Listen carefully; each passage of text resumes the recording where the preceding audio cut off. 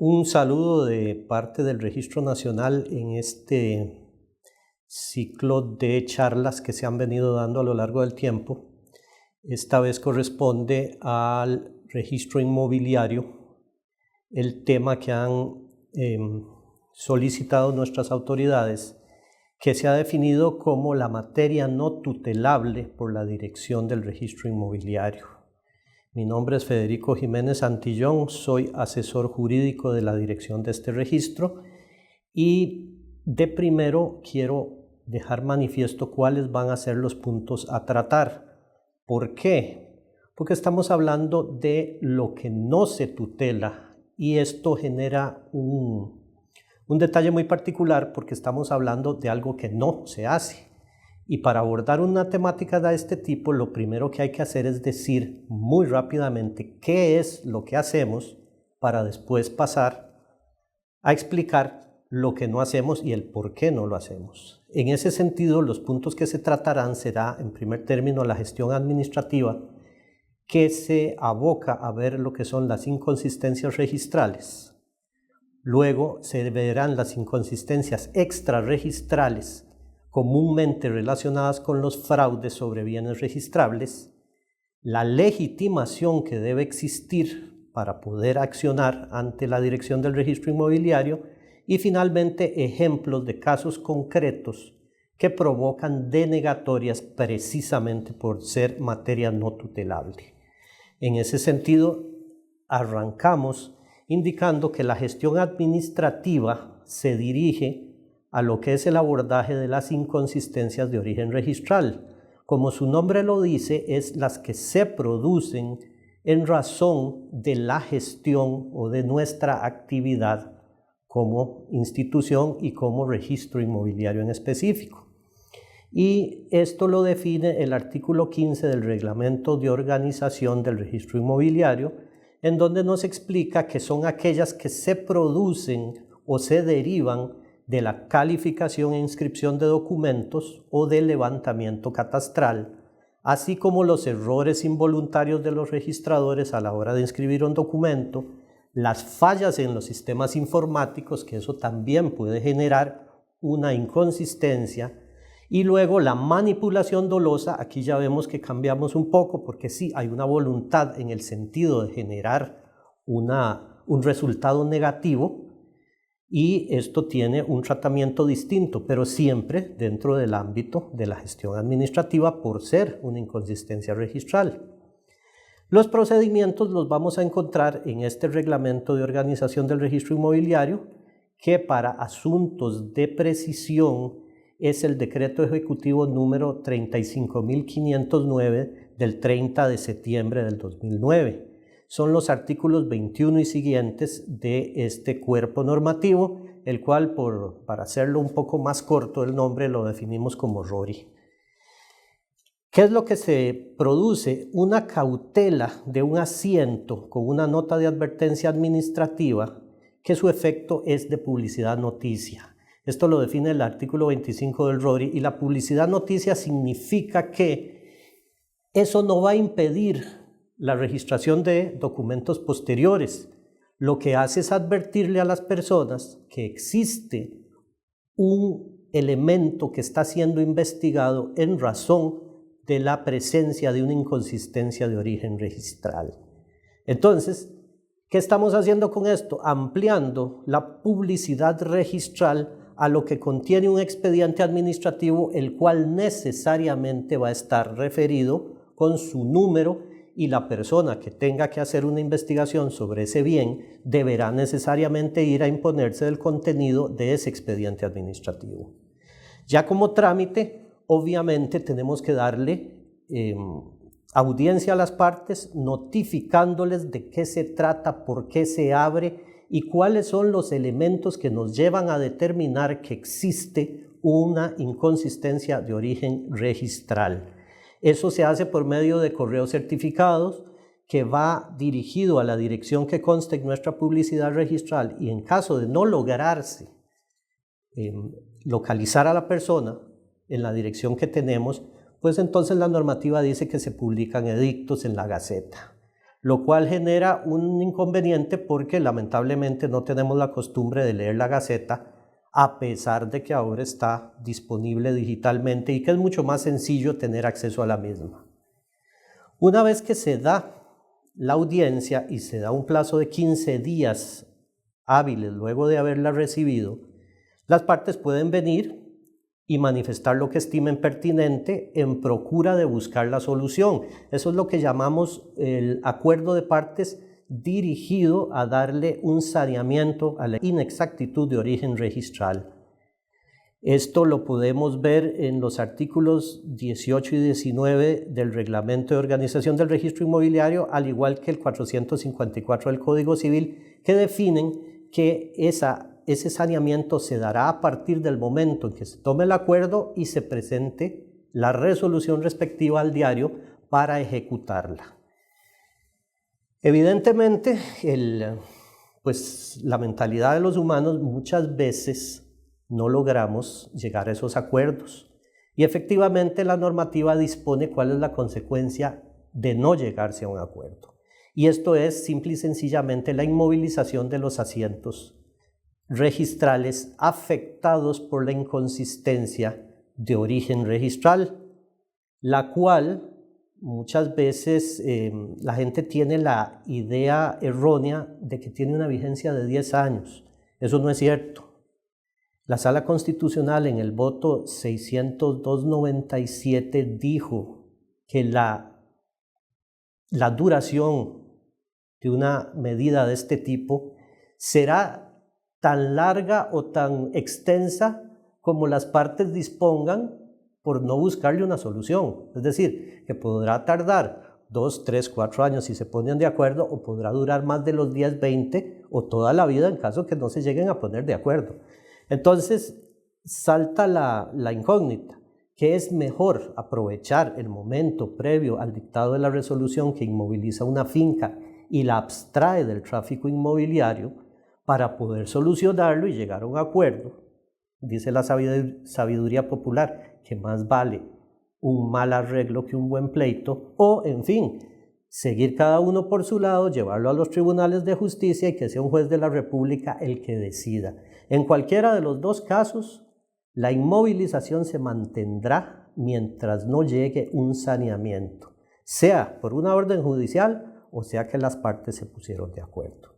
Evidentemente, todos estos procesos son revisables y se le dará un plazo de 5 días con la notificación de la resolución final para que puedan apelar ante el Tribunal Registral Administrativo conforme al artículo 29 del RORI.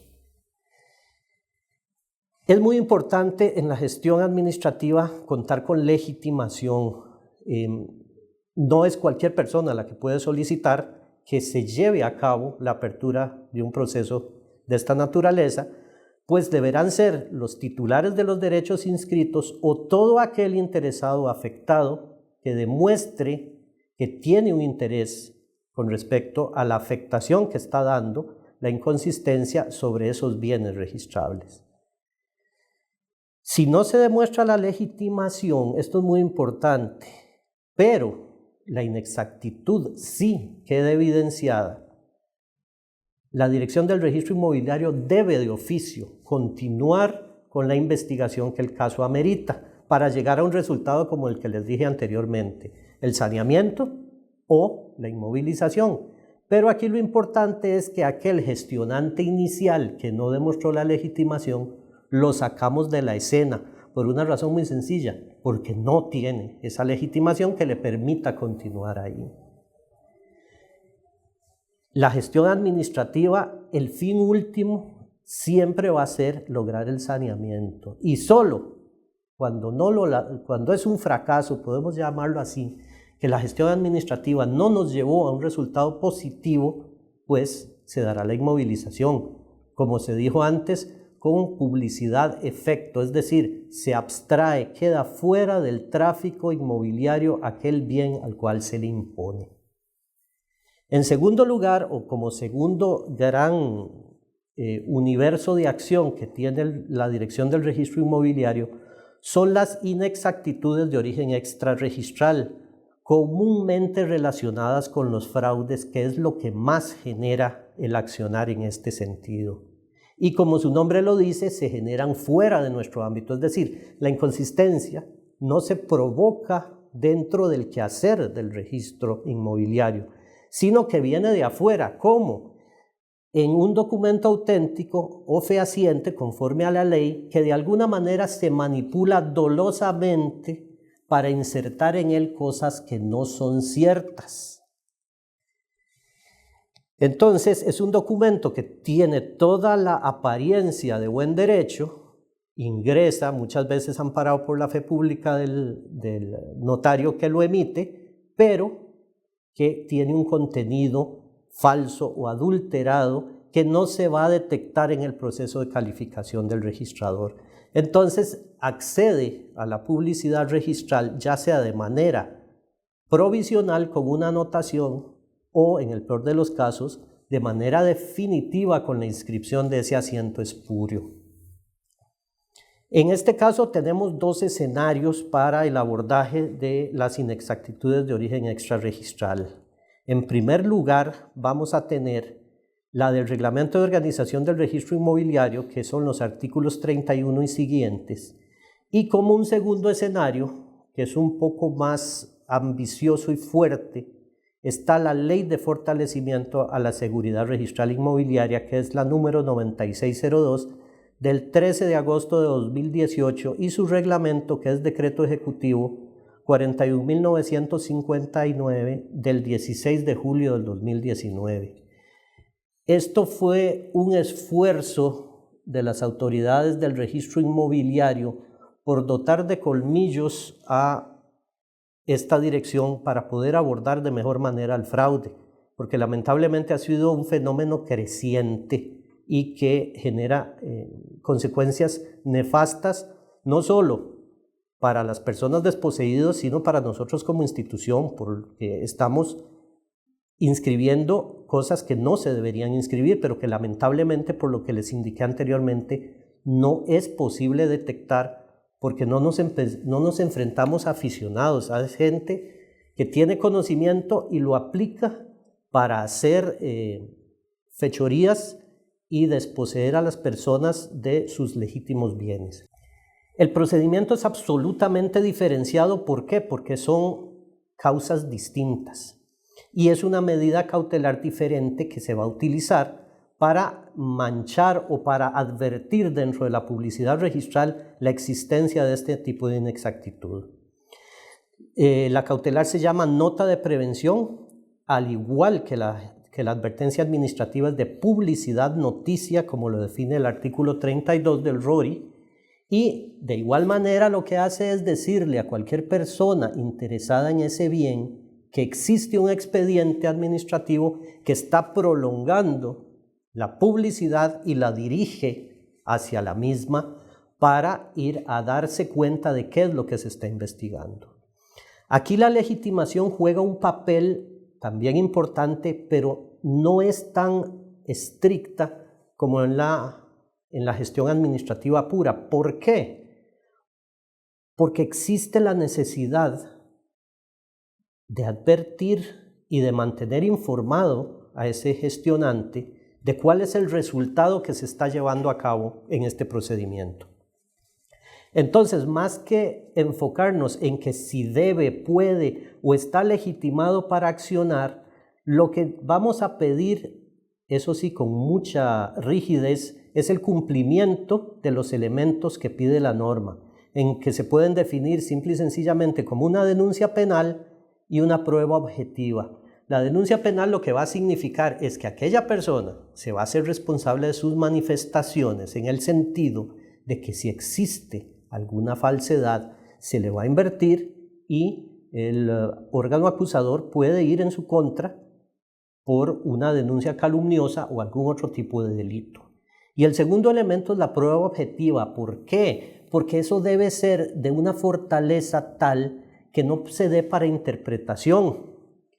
La prueba objetiva debe ser de una fortaleza probatoria que le permita a la administración tener certeza de que lo que se está afirmando está respaldado por certificaciones o documentación con ese carácter para poder avanzar. Su ámbito de aplicación está restringido a aspectos muy puntuales. No es cualquier forma de producir un fraude sobre un bien registrable el que vamos a tener conocimiento. En igual sentido, la Ley 9602 tiene un ámbito de aplicación, si se quiere, todavía más ceñido que el que puede tener el RORI. ¿Por qué? Porque la prueba objetiva aquí está definida por ley y se define como certificación, ya sea de la Dirección Nacional de Notariado o del archivo notarial, en la cual se demuestren 3 escenarios en realidad. Número 1, que no hay matriz que respalde al documento, que habiendo matriz que lo respalde hay diferencias de fondo entre matriz y testimonio, y el tercero es un poder especial, el cual, si va a tener fines registrables, necesariamente debe estar otorgado en escritura pública, el cual presenta la misma patología, a saber, o que no tiene matriz, o que hay diferencias entre la matriz y el testimonio. Entonces, el abordaje que se le hace a este tipo de inexactitud va a ser mucho más riguroso, pero también va a ser más prolongado, con mayor posibilidades de defensa y de derecho para las personas involucradas, que en general es o una persona que adquirió de buena fe, engañado por los delincuentes, o lo que se llama en el argot de las investigaciones criminales el frenteador, aquella persona que ponen para inscribir a su nombre un bien dolosamente manipulado para que le sea arrebatado a su titular verdadero. En este caso, lo que vamos a dar es un debido proceso y vamos a tomar prestado, llamémoslo así, del RORI, la nota de prevención. La 9602 lo toma y le va a poner la cautelar administrativa que advierte la existencia de una investigación en curso. Y digo una alerta de este tipo, ¿por qué? Porque ya yo tengo la denuncia penal anteriormente puesta como requisito, pero el aparato jurisdiccional es muy lento y lo que tarda en presentar el juez la anotación con el código 800 o de manera física donde dice que hay una sumaria penal en desarrollo para investigar lo que se denuncia como falso o fraudulento, el registro lo puede hacer en cuestión de 2 días cuando se le aporta toda la documentación necesaria.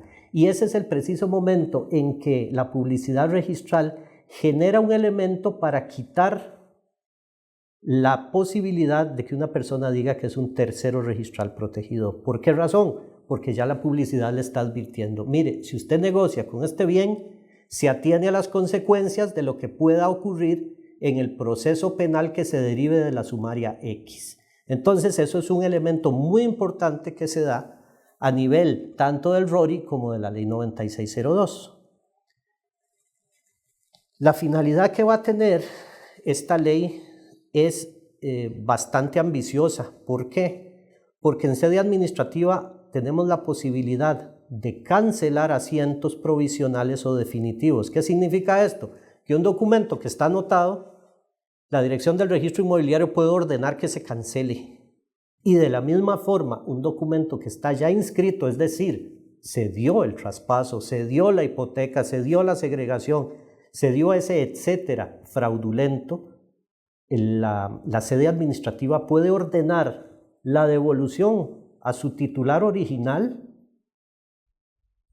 sin necesidad de acudir a los tribunales de justicia. Pero eso sí, debemos tener presente que está restringido exclusivamente a una prueba objetiva de una fortaleza tal que sea manifiesta o en una certificación del archivo notarial o de la Dirección Nacional de Notariado. En ambos casos, la publicidad es efecto, sí, el bien se devuelve. Y en el caso de que exista un tercero registral protegido, es decir, una persona que haya adquirido al amparo de la publicidad registral, de quien demuestre ser su titular y a título oneroso, pues en estos casos lo que procederá será el bloqueo registral, que es más o menos una inmovilización administrativa, pero que tiene un sentido propio específico que se llama bloqueo. ¿Por qué? Porque un bloqueo va a provenir de una inexactitud extrarregistral en razón de la aplicación de la Ley 9602. Entonces vamos viendo cómo esta serie de normas lo que están generando son cautelares administrativas específicas y con una aplicación determinada para darle la posibilidad de identificarse con relativa sencillez, porque ya ustedes van a ver, si en la publicidad registral viene una prevención, automáticamente vamos a saber que es una inexactitud de origen extrarregistral. La comparamos con una advertencia administrativa, vamos a saber que viene de una inexactitud de origen registral. Entonces, estos son los elementos más importantes que tenemos dentro de lo que es el accionar en contra del fraude como inexactitud de origen extrarregistral. Finalmente, como un comercial, llamémoslo así, en este momento está en conocimiento de la Asamblea Legislativa el expediente 24.161, que lo que pretende ampliar es el efecto que tiene la Ley 9602 a los registros de bienes muebles y de personas jurídicas, porque en ambos se están dando también inexactitudes de origen extrarregistral provenientes de documentos espurios, ya sea porque no tienen matriz o que hay diferencias de fondo. Y obviamente el registro de personas jurídicas es la antesala para generar un representante ilegítimo que posteriormente será el que concrete y consolide la afectación sobre un bien, ya sea mueble o inmueble, de su titular verdadero. Entonces eso está en proceso, esperemos que salga a la brevedad. Existen intereses muy fuertes de parte de la Dirección General y de los registros en que esto se llegue a dar para poder darle esta herramienta a los otros dos registros que en este momento no la tienen. Entonces, para resumir y concluir, vamos a necesitar copia certificada de la denuncia penal, acreditar que el documento es espurio, es un procedimiento instrumental de coadyuvancia con la acción penal. Para eso se requiere la denuncia, la vamos a cautelar con nota de prevención que advierte en la publicidad registral la existencia de una investigación en curso y vamos a generar un resultado que va a ser, como se dijo, o la devolución a su desposeído o el bloqueo del asiento. En cuanto al tratamiento que le da el RORI, es muy similar al de la Ley 9602, pero va a tener un margen de acción un poco más amplio. La diferencia más grande aquí es que la denuncia penal es la que va a ser mi hilo conductor y es mi garantía como administración de lo que está afirmando el denunciante. En este caso ampliamos un poco más las posibilidades y vemos que podemos poner como elemento objetivo una certificación de la Dirección General de Migración y Extranjería donde vienen los movimientos migratorios de una persona, generalmente extranjera o también nacional, en la cual nos dice que no estaba en el país en el momento en que se dio la firma del instrumento público con el cual se está dando el movimiento doloso o de desposesión. También un certificado de defunción de una persona extranjera cuyo acaecimiento es anterior al otorgamiento de la escritura pública. En estos casos, como ustedes conocerán, nuestros registradores lo que hacen es verificar en las bases de datos homologadas del Tribunal Supremo de Elecciones si una persona nacional está viva, pero con un extranjero no podemos hacerlo. ¿Por qué? Porque no existe ese registro. Entonces, muchas veces se demuestra como prueba objetiva el certificado de función, muchas veces emitido en el extranjero, el cual deberá venir apostillado, o pasado por los canales consulares o llevado ante el cónsul del país que lo certifique, y eso es plena prueba para poder cautelar esa finca con una nota de prevención, pero siempre dentro del ámbito del Reglamento de Organización del Registro Inmobiliario, ya no de la Ley 9602. Y esto va a quedar supeditado a lo que resuelva el órgano jurisdiccional penal de la denuncia correspondiente. Finalmente, también utilizamos el reporte de las escrituras en los índices notariales o el incumplimiento de la presentación de estos. Nótese que esto es una obligación legal, y si una persona no lo hace, un notario no presenta sus índices a tiempo y además hay una escritura que se está acusando de falsa y está comprendida dentro de ese índice, pues efectivamente será una causal de sospecha para poder poner la nota de prevención en ese bien inmueble.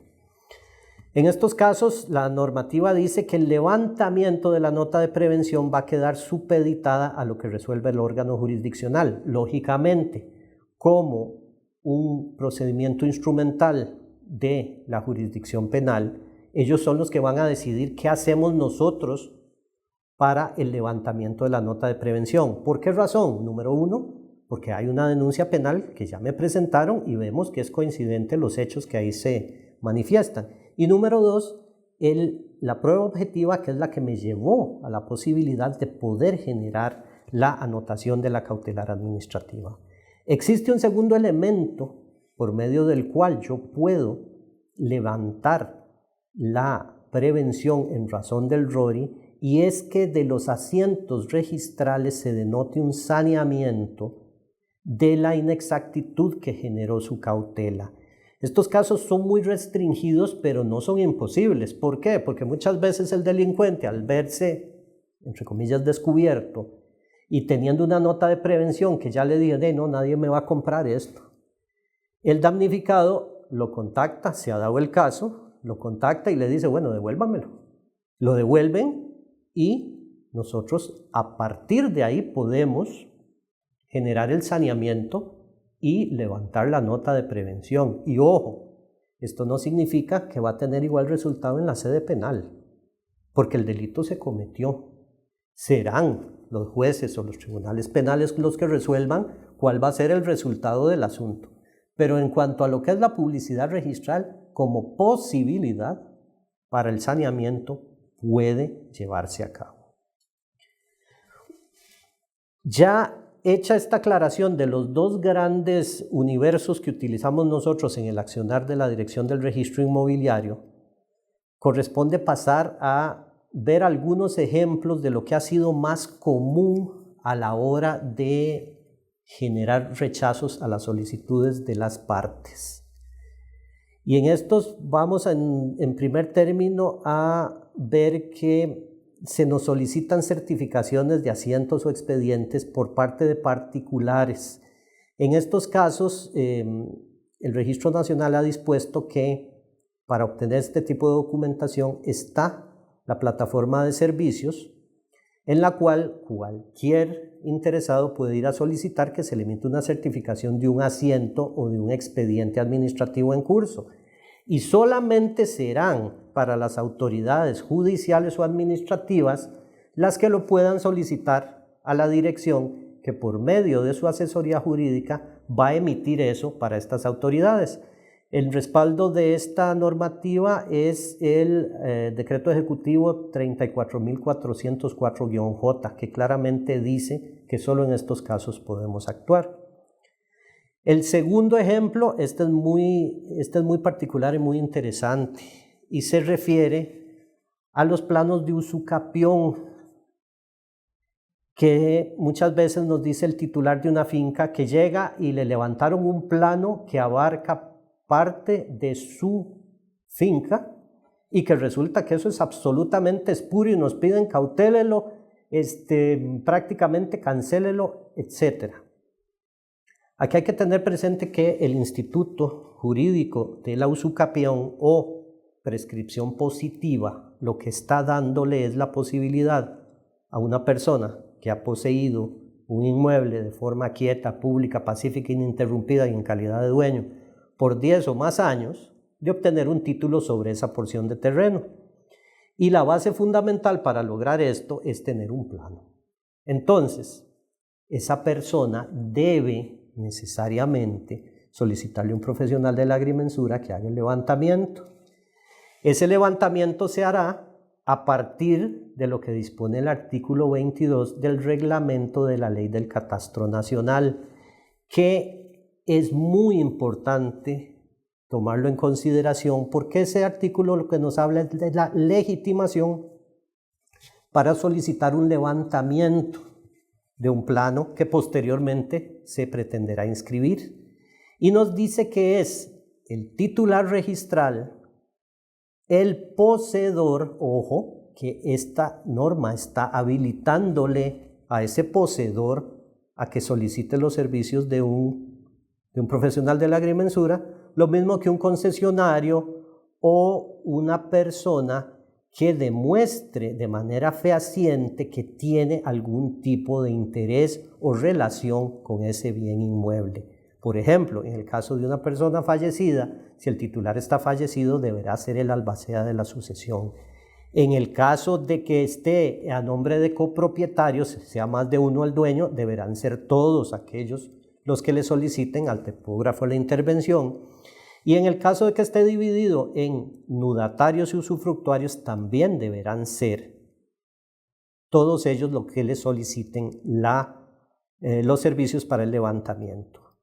En el caso de los poseedores, el artículo 2, inciso R de este cuerpo normativo nos dice que es la persona física o jurídica que carece de título inscrito o inscribible en el registro nacional y cuya posesión es a título de dueño. Entonces, cuando por alguna razón una persona dice que fue levantado un plano para inscribirse en la subdirección catastral sin su autorización como titular o sin su permiso como poseedor, no es el registro inmobiliario donde deben acudir. ¿Por qué? Porque nosotros no somos los que verificamos el cumplimiento del artículo 22 de la ley, del reglamento a la Ley de Catastro Nacional, sino que eso le corresponderá probablemente o al Colegio de Ingenieros Topógrafos o a los tribunales de justicia en caso de haberse dado una usurpación o una violación al derecho de propiedad por haber entrado ese profesional de la agrimensura. Lo que sí les puedo asegurar es que no es materia tutelable por la dirección del registro inmobiliario, por las razones dichas. Como tercer punto, la persona no legitimada en una gestión administrativa, aquí sí somos muy exigentes a la hora de hacer el estudio y vamos a verificar en primer lugar que exista un error de origen registral y en segundo lugar que la persona que me lo está solicitando esté legitimada. Como se dijo anteriormente, si se demuestra el error y no la legitimación, continuamos de oficio. Si se demuestran las dos, perfecto, seguimos. Pero sí es una causal para rechazar una gestión. Como punto cuarto, pues ya lo tomamos en consideración, que es la inexistencia del error registral. Debe darse ese estudio por parte del profesional autenticante de la solicitud de la gestión administrativa para determinar que sí exista el error registral, porque muchas veces es un error, entre comillas, que está relacionado con la petitoria que hizo el notario público. El error pudo haberlo cometido el notario a la hora de generar la petitoria y si se demuestra que la inscripción es congruente con la rogación, pues entonces automáticamente se va a rechazar porque no es un error interno, sino que fue algo que el notario interpretó de manera equivocada y que por lo tanto generó una inscripción distinta a lo que era la voluntad de las partes. Adicionalmente a estos 4 ejemplos les voy a mencionar otros que pues si bien es cierto no van a aparecer en las filminas o en la presentación, pero sí son de recibo porque fueron mis compañeros que me colaboraron con este tipo de ejemplos. Y es así, un acta notarial de notificación falsa y con la misma se ejecutó una hipoteca. ¿Qué ocurre aquí? Bueno, simple y sencillamente estamos en presencia de lo que sería una inexactitud de origen extrarregistral, porque ocurre fuera del ámbito del registro. Están diciendo que esa notificación es falsa. Entonces nos vamos al ámbito de ya sea el RORI o la ley 9602 y nos damos cuenta que ninguno de los dos cumple. ¿Por qué razón? Porque a menos que usted me demuestre que existe que no haya matriz para esa notificación, que dicho sea de paso, creo yo que no se notifican por escritura pública, sino que tienen un procedimiento específico, vamos a caer en cuenta que de ninguna manera podemos tutelarla. Entonces eso es algo que le corresponderá al juez que lleva el proceso determinar si es falso o no es falso ese documento con el cual se hace la notificación. Otro ejemplo es la presunta amenaza de ser despojado de una finca. Lamentablemente nosotros tenemos como premisa que el peligro no es un elemento cautelable. Tiene que estar o ya presentado, por lo menos en personas jurídicas, un documento espurio por medio del cual se va a pretender hacer el traspaso de un bien inmueble a partir de una representación falsa, o que ya conste anotado en la publicidad registral de ese bien un documento que se está acusando de espurio. En estos casos hay que moverse a mucha velocidad porque se vuelve un inconveniente para el titular el accionar tan rápido que tienen los registradores del inmobiliario. Entonces eso hay que tomarlo en consideración, hay que ser acuciosos y estar revisando nuestros bienes de vez en cuando en procura de ver cómo están su situación y que no vaya a haber anotaciones. Otro elemento que no es tutelable son los vicios en la voluntad de un compareciente. Esto lamentablemente es una materia que requiere de una necesidad probatoria muy amplia, que solo bajo la sana crítica racional de los juzgadores se puede verificar. En sede administrativa es imposible analizar los vicios en la voluntad de los comparecientes y por lo tanto queda totalmente fuera del ámbito de las inexactitudes extrarregistrales. Otro elemento es la falta de representación de un personero para otorgar un acto. Esto es responsabilidad absoluta del notario, el cual es el que debe no solo identificar a las partes, sino verificar su capacidad de acción. Y en el caso de las personas jurídicas, salvo, como se dijo anteriormente, que exista un elemento objetivo para demostrar la falsedad, la inexistencia de matriz o la diferencia de fondo entre matriz y testimonio para poder activar el RORI o la ley 9602, en esos casos tampoco vamos a entrar a conocer esa solicitud y será denegada. Otro asunto que nos ha llegado también es la devolución de impuestos de traspaso y timbres. Esto hay que aclararlo con mucha precisión. El Registro Nacional lo único que está facultado es a devolver los aranceles por la ley correspondiente que genera lo que llamamos el timbre del Registro Nacional. Eso es lo único. Si nos solicitan que se les devuelva el dinero, el impuesto de traspaso, timbre municipal, fiscal, agrario, etc., eso no es nuestra competencia y por lo tanto se les denegará. Otro ejemplo son las actuaciones sobre inmuebles en propiedad fiduciaria. Aquí tiene que quedar muy claro que el registro inmobiliario no se mete en el contenido de los contratos de fideicomiso. Lo único que verificamos son las tres figuras que lo conforman, a saber, fideicomitente, fiduciario y fideicomisario, más que todo para establecer la forma en que se le traspasa de uno a otro y la devolución correspondiente en caso de que tenga la posibilidad de aplicar exoneración de conformidad con lo que dispone el Código de Comercio.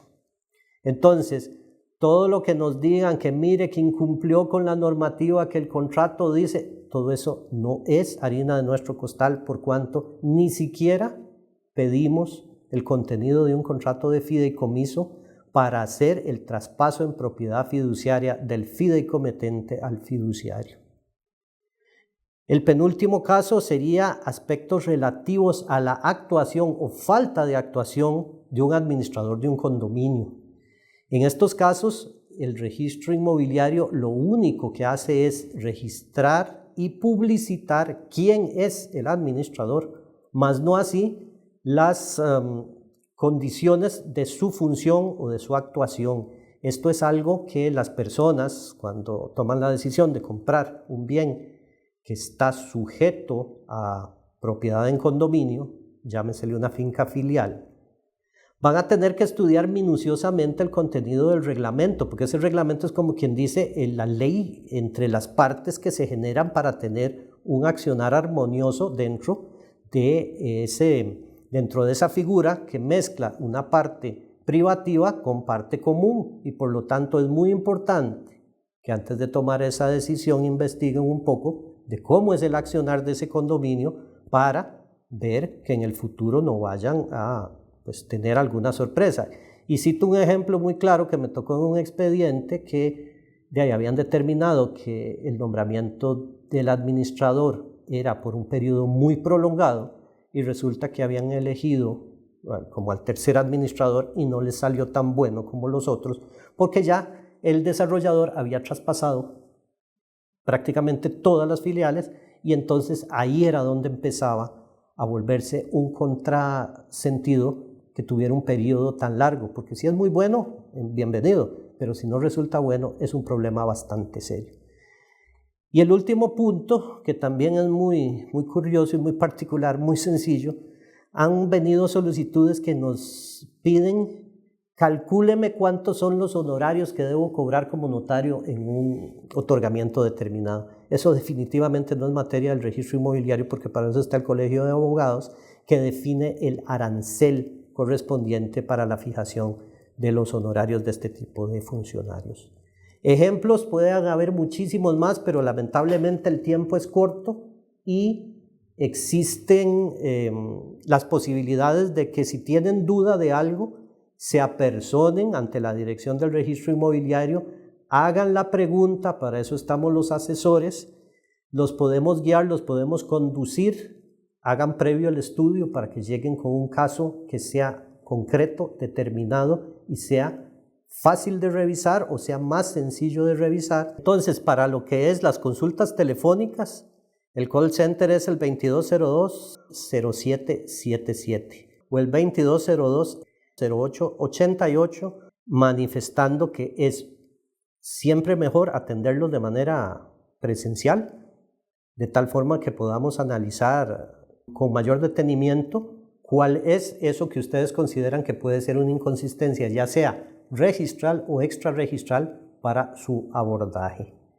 De mi parte, esto sería todo lo que comprende esta exposición y quedo a la orden en la dirección del registro inmobiliario. Muchas gracias.